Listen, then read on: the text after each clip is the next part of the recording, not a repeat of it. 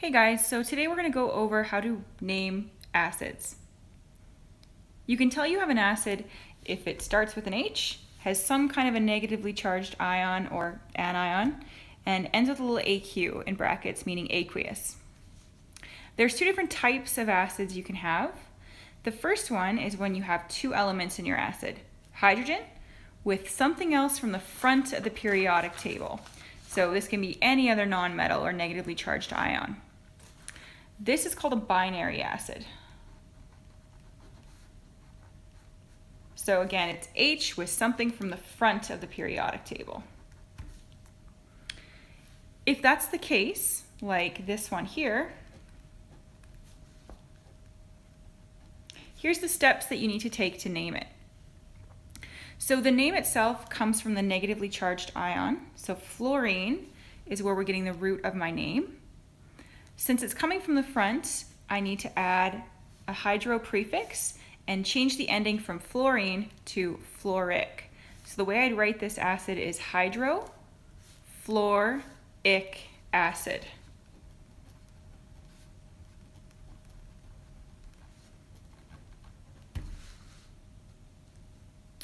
There's another type of acids.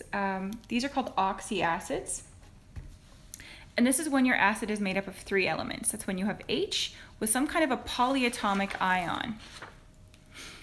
So polyatomic ions can be a little bit complex because they have a lot of similar sounding names. I can have sulfate or I can have sulfite.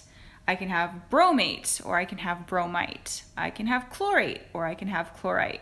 So there's a couple different sets of rules you need to follow when you're dealing with any kind of polyatomic ions in your acid.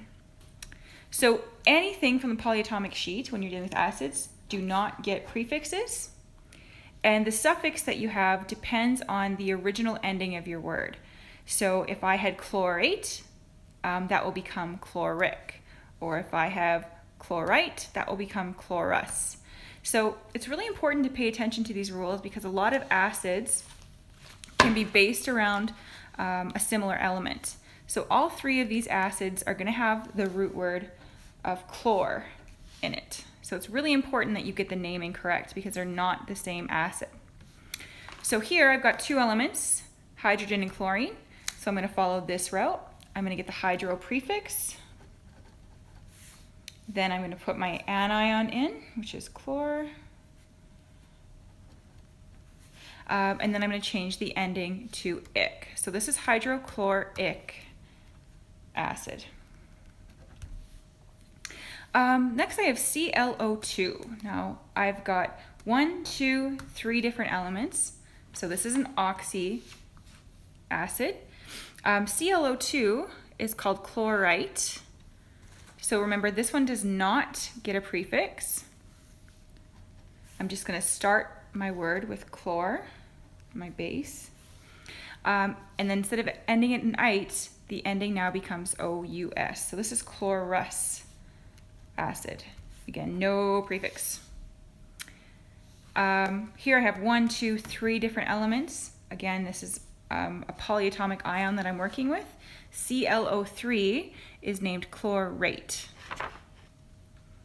So the root word starts the same, but instead of going ate, that now becomes ic.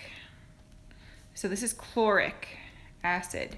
And remember, neither of these gets the prefix hydro, only when you have hydrogen with something from the front of the periodic table. Hope this helps.